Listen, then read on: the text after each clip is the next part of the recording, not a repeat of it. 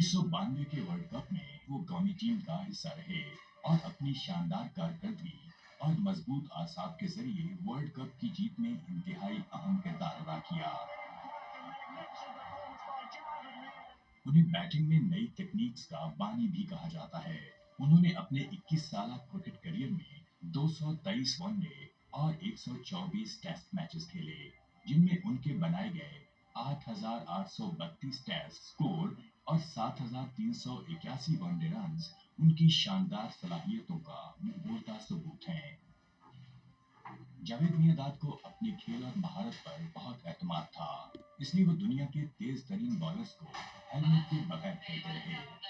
Helmet का इस्तेमाल उन्होंने उस वक्त शुरू किया जब डेनिस लिली की एक गेंद उन्हें सर के पीछे लगी और वो बेहोश हो गए। Gets the ball and getting kicked away on the leg side. Lily really did ask for that, and that's very, very silly. It really is absolutely stupid. I cannot understand. Lily actually asked for that. He encroached upon Javid Miandad's line. उन्होंने ICC world cup में 6 बार शिरकत की। 1975 के पहले world cup से 1996 के छठे ICC cup तक दुनिया के किसी दूसरे खिलाड़ी को ये मुनफरद एजाज हासिल नहीं था। जावेद मियांदाद 21 साल